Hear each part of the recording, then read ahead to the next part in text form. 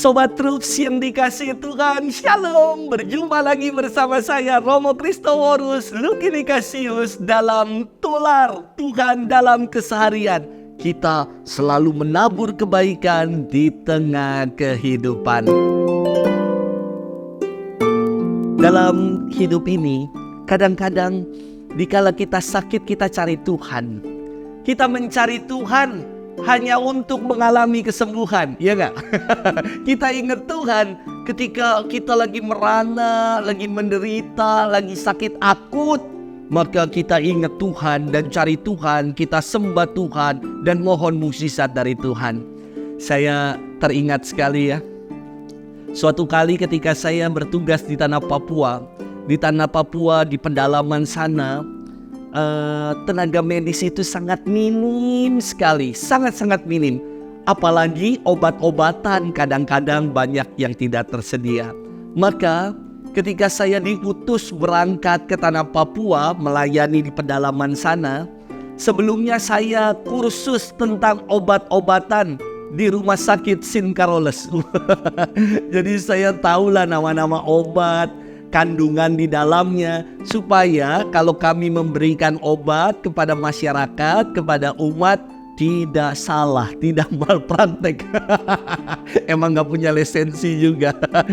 Sahabat Troops yang dikasih Tuhan, suatu hari ya, ada seorang mama, dia datang ke pastoran, dia bilang, "Pater, ani Didi, Pater." Didi itu artinya sakit. Saya tanya sama mama itu, Mama sakit apa? Amai sakit apa? Amai itu mama artinya. Lalu dia bilang, sakit dalam, Pater. Coba, sakit dalam apa coba? Sakit perut juga sakit dalam, ada di dalam. Batuk-batuk, asma juga sakit dalam, ada semua di dalam. Wah, di dalam. Mereka tidak tahu, tidak bisa mendefinisikan sakitnya apa. Maka daripada saya salah memberi obat, biasanya saya kasih vitamin C. Saya kasih vitamin C, lalu saya bilang sama mama itu, "Mama, kau jangan lupa doa 3 kali Salam Maria," saya bilang. Besok minggu dia udah bawa sekop untuk bersih-bersih gereja. Dan ketika bertemu dengan saya, dia mengatakan, "Pater, mama sembuh." Yang menyembuhkan vitamin C dan imannya kepada Tuhan. Saudari-saudara, sahabat Troops sekalian yang dikasihi Tuhan, pewartaan Yesus bukan hanya sekedar omong, bukan. Tetapi pewartaan Yesus disertai dengan tindakan-tindakan nyata.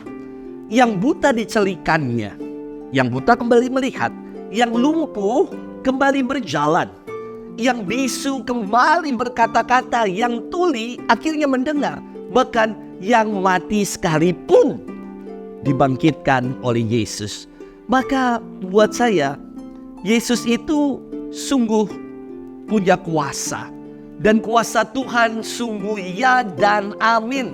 Perlu kita catat baik-baik, kalau kuasa Tuhan adalah yes, ya dan amin. Mari kita mau mengimani itu. Kebanyakan orang banyak datang kepada Yesus. Mereka datang, dikisahkan berbondong-bondong menjumpai Yesus. Karena apa? Karena ingin cari yang enak. Ya, karena Yesus memberi makan kepada mereka yang lapar.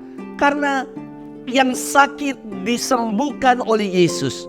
Kadang kita mencari Yesus hanya demi keuntungan diri kita semata. Hanya untuk kepentingan pribadi kita. Saya ingin mengatakan, cari Tuhan bukan untuk dapat berkat. Cari Tuhan bukan untuk dapat berkatnya, tetapi kita mencarinya sebab dialah satu-satunya jawaban. Sebab dialah andalan dalam hidup kita. Tanpanya kita bukan siapa-siapa. Tanpanya kita tidak bisa hidup. Maka kita datang kepada Tuhan dan mencari Tuhan bukan dengan mengedepankan kepentingan diri kita. Bukan. Tetapi kita mencarinya karena Tuhan satu-satunya sumber hidup kita. Sahabat Troops sekalian yang dikasihi Tuhan, beda mengimani Tuhan dengan berpengharapan, dengan berharap kepadanya, artinya mau mengandalkan Dia, Beda dengan mencari Tuhan hanya karena iming-iming mendapat berkat. Beda sekali. Contoh ya, seorang perempuan yang dikatakan sudah berpuluh-puluh tahun sakit pendarahan. Dia datang mencari Tuhan, bukan dengan iming-iming supaya disembuhkan, bukan. Tetapi perempuan ini dengan penuh harapan datang menjumpai Yesus. Inilah iman. Dia dalam dirinya mengatakan, asal ku jamah jumbai jubahnya saja, maka aku akan sembuh. Dan tadi saya katakan kuasa Tuhan ya dan amin. Kepercayaan dari perempuan yang sakit pendarahan ini ketika hanya menyentuh jumbai jubah Yesus saja, maka ia mengalami pemulihan, ia mengalami kesembuhan. Beda loh dengan hanya mencari Tuhan atau ingat Tuhan dikala kita lagi butuh saja. Dikala kita lagi butuh, lagi menderita, kita cari Tuhan, kita berdoa sama Tuhan. Tetapi dikala kita lagi senang, kita melupakan Tuhan dan meninggalkan Tuhan. Saya ingin mengajak kita semua, Tuhan itu punya kuasa. Dan kuasa Tuhan selalu ya dan amin. Maka penting yang namanya kita membangun relasi dengan Tuhan dan mengandalkan Tuhan dalam hidup kita. Belum lama saya berkisah ini kisah nyata. Belum lama saya didatangi seorang kepala keluarga yang ngomong sama saya gini, Romo, aduh saya hopeless nih sama anak saya ini. Padahal saya tahu ya keluarga ini keluarga yang mampu, mapan sekali, mapan. Anaknya berkecukupan, semuanya dipenuhi bahkan berlebihan, bisa dibilang begitu. Tetapi anak ini, dia mengatakan kepada bapaknya begini, Pak, aku sekarang ini jadi orang agnostik. Agnostik itu artinya tidak lagi percaya sama agama, tetapi percaya sama Tuhan, tapi dia nggak percaya sama agama. Bisa jadi nanti dari agnostik lambat laun akhirnya menjadi ateis juga. Tidak mempercayai karya Tuhan, karya Allah dalam hidup. Bapaknya bilang, aduh Romo, dia udah gak mau lagi diajak ke gereja, Romo. Gak mau lagi diajak pertemuan-pertemuan lingkungan. Padahal dulu ketika kecil, anak ini ya, jadi putra altar. Anak ini lomba juara kitab suci, hebat. Tetapi kok sekarang anak ini bahkan ke gereja pun tidak mau. Ikut di komunitas apapun tidak mau. Dia bilang dia sudah tidak percaya lagi dengan agama, tidak percaya lagi. Lalu saya bilang kepada bapak itu, Pak, mungkin saat ini Pak, kita butuh yang namanya berlutut di hadapan Tuhan. Kalau saudara-saudara kita umat muslim, mereka menunjukkan ketakwaan imannya dengan bersimpuh, ya, berlutut, bersimpuh, lalu sampai jidatnya itu hitam, berarti mereka bertakwa kepada Tuhan. Mungkin kalau orang Katolik, kalau kita menunjukkan keimanan kita dengan bersujud di hadapan Tuhan hingga lutut kita yang menjadi hitam.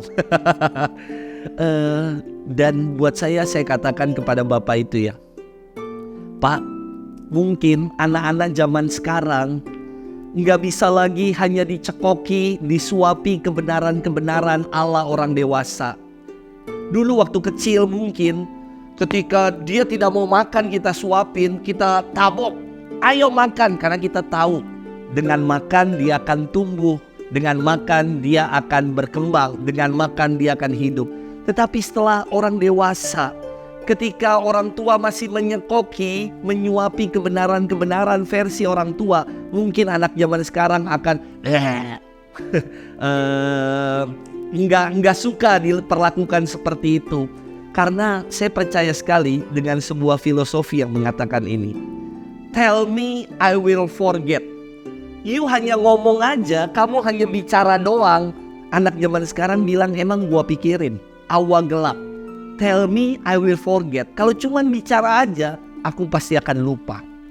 Tetapi show me, I will remember. Tunjukkan kepada saya sebuah keteladanan, maka aku akan ingat. Kalau orang tua menunjukkan sebuah teladan, ya saya katakan ya, dia setiap minggu beribadah ke gereja, di dalam rumah ada kebiasaan doa bersama. Teladan-teladan itu akan diingat sama anak-anak. Show me, I will remember. Tapi tidak cukup, karena yang selanjutnya dikatakan begini, involve me and I will understand. To involve artinya libatkan aku, maka aku akan mengerti. I will understand. Kalau anak-anak dilibatkan, ayo ke gereja, ikut pelayanan yuk kakak di rumah. Dulu saya waktu di rumah ya, kami punya kebiasaan makan bersama. Enggak hanya doa itu monopoli buat bapak saya, enggak. Ada kalanya dia mengatakan, ayo giliran kamu sekarang berdoa. Saya ditunjuk, dilibatkan untuk berdoa. Saya mengerti sekarang akan makna suatu doa.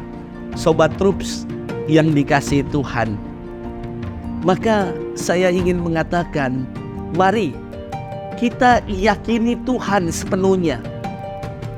Karena Yesus sendiri mengatakan begini ya, akulah jalan, kebenaran, dan hidup.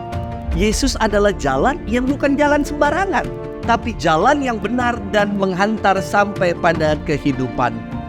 Saya ngomong sama Bapak itu gini, Pak, Tuhan itu kan jalan ya, banyak jalan menuju Tuhan. Tetapi kalau saya jalan kaki, Pak, saya tuh gak kuat, Pak. Saya gak kuat pasti, capek. Saya butuh kendaraan, Pak. Dan kendaraan itu adalah iman Katolik ini yang akan menghantar saya sampai menuju Tuhan. Jadi bagi saudara-saudari, Sobat Troops yang merasa kering dengan agamanya, silakan memilih, saya kira. Memilih mau jalan sendiri atau perlu kendaraan. Saya nyaman berkendaraan dengan gereja Katolik. Dan saya meyakini kendaraan ini akan menghantar saya sampai pada kebenaran dan kehidupan. Selamat bermenung. Semoga kita selalu mencari Tuhan bukan kala kita butuh. Kita mencarinya karena dialah satu-satunya pengharapan bagi kita. Tuhan memberkati kita. Amin.